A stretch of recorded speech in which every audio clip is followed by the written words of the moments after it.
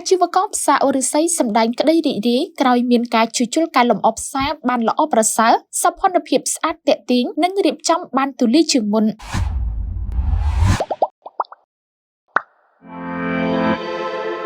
អាជីវករនៅផ្សារអូរិស័យបានបង្ហាញក្តីរីករាយក្រោយមានការជួសជុលការលម្អអគារផ្សារដែលមានភាពចាស់ទ្រុឌទ្រោមប្រែសោភ័ណភាពបានល្អប្រសើរសុវត្ថិភាពមានរបៀបរៀបរយនិងមានសណ្ដាប់ធ្នាប់ល្អដោយក្នុងនោះអាជីវករបានកោតសរសើរចំពោះការរៀបចំរបស់គណៈកម្មការផ្សារដែលជំរុញឲ្យផ្សារដ៏ចំណាស់និងជាផ្សារបោះដុំអីវ៉ាន់ដ៏ធំចែកចាយទៅតាមបណ្ដាខេត្តនានាខាងលើនេះកាន់តែបង្កលក្ខណៈងាយស្រួលដល់បងប្អូនប្រជាពលរដ្ឋនិងទាក់ទាញទទួលបានការគាំទ្រពីភ្ញៀវកាន់តែច្រើនជាងមុនផ្ដល់បទសម្ភាសន៍មកកាន់អង្គភាព TSK Hot News TV លោកលយសៀងអាងប្រធានគណៈកម្មការផ្សារអូរិស័យបានលើកឡើងថាជាប្រចាំកម្លាំងសន្តិសុខសណ្ដាប់ធ្នាប់នៃគណៈកម្មការផ្សារអូរិស័យបានសហការជាមួយកម្លាំងប៉ុននគរបាលអូរិស័យទី1តែងតែចុះត្រួតពិនិត្យរក្សាការងារសន្តិសុខសណ្ដាប់ធ្នាប់របៀបរៀបរយនៅជុំវិញបរិវេណផ្សារនិងខាងក្នុងផ្សារជូនបងប្អូនប្រជាពលរដ្ឋដែលចេញចូលផ្សារនិងឆ្លងកាត់តំបន់នោះលោកបានបន្តថាបច្ចុប្បន្ននេះដោយសារផ្នែកមួយចំនួនរបស់ផ្សារកំពុងត្រូវបានជួសជុលការលម្អ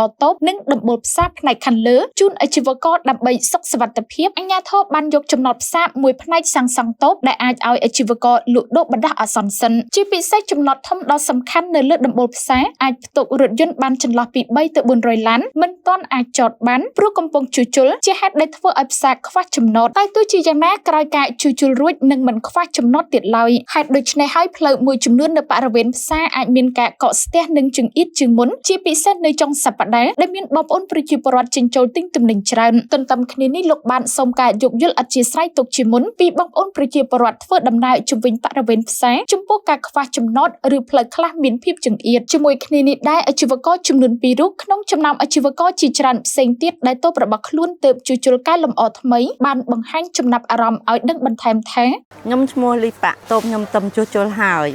ខ្ញុំពីមុនលក់នៅនឹងដល់ចូលខ្ញុំជួសជុលខ្ញុំចុះទៅក្រោមដល់ហើយជួសជុលទៅក្រោមហើយឥឡូវឡើងមកលើវិញ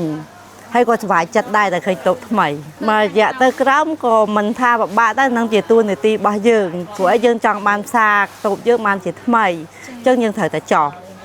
ហើយឥឡូវឡើងមកវិញក៏សុវត្ថិចិត្តដែរដោយសារយើងបានតុបតែងរបស់ឃើញថ្មីទាំងអស់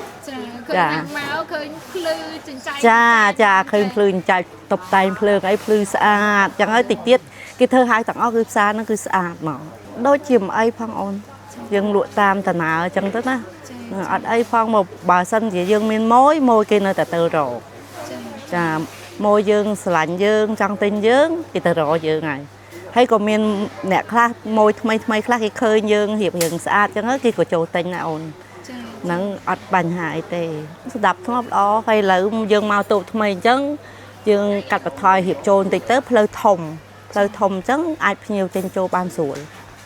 ចាហើយពូសន្តិសុខក៏គាត់រៀបចំបានល្អដែរជួសជុលហើយអញ្ចឹងមានអារម្មណ៍ថា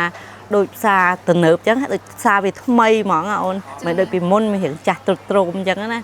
ឡូវវាទៅវាថ្មីទាំងអស់តាំងតូបមួយណាក៏តុបតែងថ្មីឡើងវិញទាំងអស់គ្រប់គ្នាអញ្ចឹងសប្បាយចិត្តអត់អីចាខ្ញុំក៏អរគុណដល់គណៈកម្មការផ្សារដែលគាត់រៀបចំផ្សារឲ្យបានស្អាតបាតតែតាក់ទាញភ្ញៀវយើងឲ្យមកកាន់តែច្រើនអញ្ចឹងណាអូនហើយខ្ញុំសប្បាយចិត្តហើយខ្ញុំអរគុណគណៈកម្មការផ្សារនិង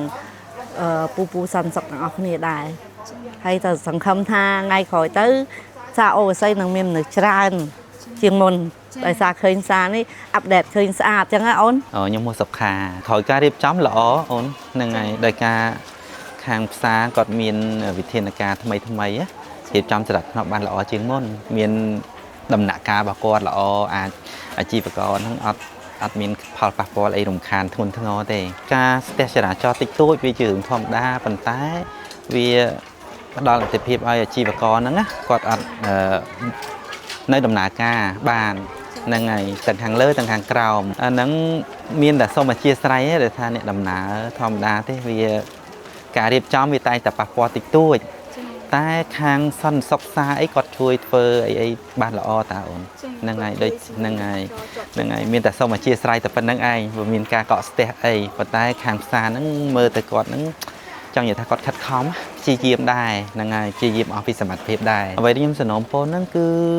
សណ្ដាប់ធ្នាប់ក្នុងផ្សារក្រៅផ្សារទូទៅទាំងអស់ ខ្ញុំចង់ឲ្យខាងផ្សារហើយនិងខាងអាជីវករនឹងគឺចូលរួមគ្នាទៅ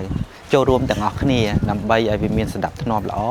តាក់ទាញភ្ញៀវសូមពេលមនីវឲ្យអតិថិជនទាំងអស់ទូទាំងប្រទេសហ្នឹងកុំរើអាងផ្សារអូស័យអីដោយសារមួយរយៈនេះខាងផ្សារហ្នឹងក៏គាត់រៀបចំសណ្ដាប់ធ្នាប់បានល្អហើយទាំងអាជីវករអីហ្នឹងក៏ការលក់ដូរអីក៏សមរម្យឲ្យភ្ញៀវអញ្ចឹងណានឹងឲ្យមានសពបែបយ៉ាងហ្មងនិយាយរួមទៅគឺផ្សារអូស័យនេះគឺជាបណ្ដុំទំនិញហ្នឹងហើយបោះដុំចាយទូទាំងប្រទេសហ្មងស្អីក៏មានដែរជាចុងក្រោយនេះខ្ញុំសូមអរគុណដល់បងប្រធាននិងគណៈកម្មការផ្សារទាំងអស់ដែលបានចូលរួមដុតដៃដុតជើងដើម្បីរៀបចំសណ្ដាប់ធ្នាប់ទូទៅខ្ញុំពិតជាសប្បាយចិត្តមែនតើបាទអរគុណច្រើន